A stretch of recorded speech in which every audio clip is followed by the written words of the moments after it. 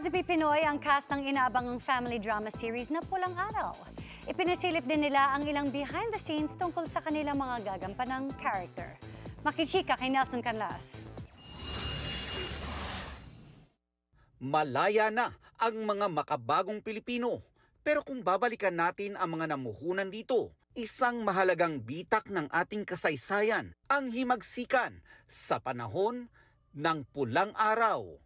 Sa Independence Day plug ng inaabangang family drama series, mabibigyan tayo ng pasilip sa mga karakter na gagampanan ni Barbie Fortesa, Sanya Lopez, David Dicauco at Alden Richards. Makikita rin ang mahalagang papel na gagampanan ni Kapuso Drama King Dennis Trillo.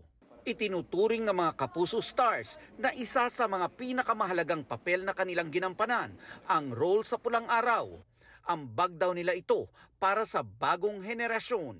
Napakalaking bagay nito sa akin dahil sabi ko nga, parang isa ito sa teleserye na proud akong maikukwento sa mga anak ko pagdating ng araw. Kasi naging parte ako ng isang napaka-importanting proyekto na tatagal ng ages. Nakatulong siya sa akin para mas ma-appreciate yung buhay natin bilang Pilipino. Nakaka-proud maging Pilipino. Naging masusi ang cast at crew ng Pulang Araw sa paggawa ng Independence Day plug mula sa mga eksena na tampok si Alden, si Barbie, si Sanya, si David, at si Dennis. Because of this teleserye, makikita ng mga generations now, yung mga present na nandito, mga Pilipino, na ganon yung sacrifice na ginawa ng mga Pilipino noon. Hindi na pasisiil, hindi na palulupig, at kung para sa bayan, laban lang. Bibigyan natin ng larawan yung mga kwento ng ating mga lolo't lola sa atin.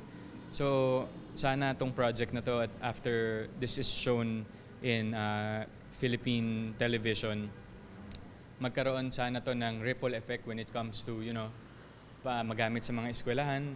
Yung freedom na meron tayo ngayon is we owe it to the people who have experienced that very dark part of history. Nelson Canlas, updated sa Showbiz Happenings. Hindi napigilang maging emotional si Black Rider star Lulu Madrid sa feedback sa kanilang latest episodes, kabilang ang kasalang nauwi sa patayan. Pero hindi pa dyan nagtatapos ang digmaan sa hit action series. Makichika kay Nelson Canlas.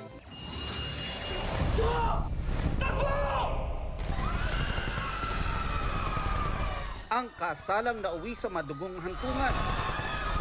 Ikinabigla ng mga taga-subaybay nito. But wait, may darating pang matitinding plot twists. May matinding krisis ding kakaharapin si Nympha. Sino ka? Nasaan ako? Ingay, ako bahala sa'yo.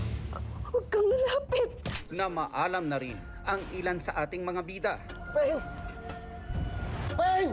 Time of death, 11:11 p.m. At dahil nadamay si Elias, gaganti ang kanyang ama. Kailangan mo ng mabuhay ni Elias.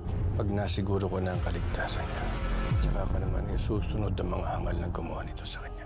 Maaantig ang mga manonood sa pinakamatinding sakripisyo na ibibigay ni Edgardo para kay Elias Guerrero. Nagpapasalamat ang mga bumubuo ng primetime series na kinabibilangan ni Lulu Madrid.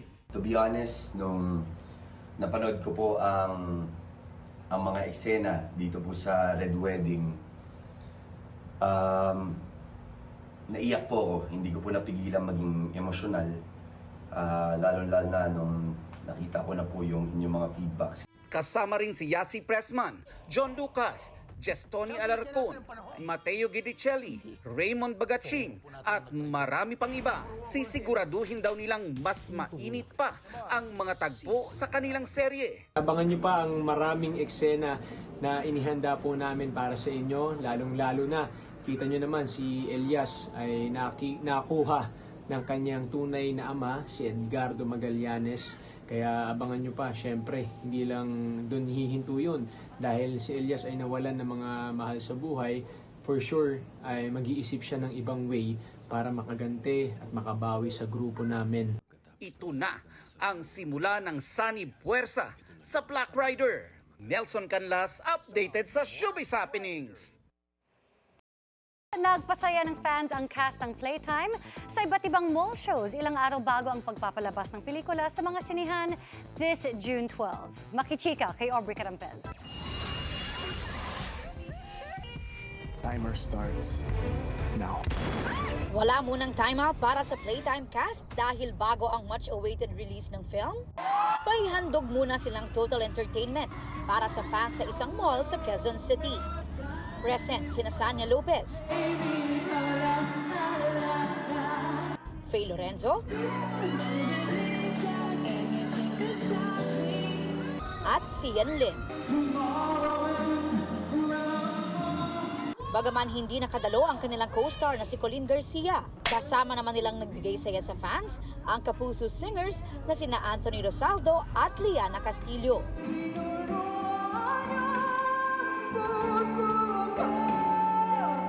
Mula sa QC Ramdam hanggang sa Malabon ang excitement ng fans nang bumisita rin doon ang Playtime cast. This coming Wednesday, June 12 na mapapanood sa mga sinihan sa bansa ang thriller movie na Playtime ng GMA Pictures at Viva Films tungkol sa isang sexual predator na nambibiktima ng mga kababaihan. Action ito, may action pack, so parang yung mga habulan, yung mga fight scenes naming lahat. Masaya siya gawin, mahirap nga lang. Yun sa akin, yung pinakamahirap na eksena doon is yung sa banging. Yung eksena ko kasi. Tapos yun, yung takbo-takbo, ganyan. Masarap katrabaho sila lahat. Actually, ang pinaka naging challenge lang naman sa amin, yung tumakbo talaga. Totoong takbuhan talaga yung ginawa namin. Delikado tapos madilim. Sana suportahan nila at mapanood nila upang tayo mas maging aware kung ano ba yung nangyayari sa atin at kung paano mas mag-ingat. Aubrey Carampel, updated sa Showbiz Happenings.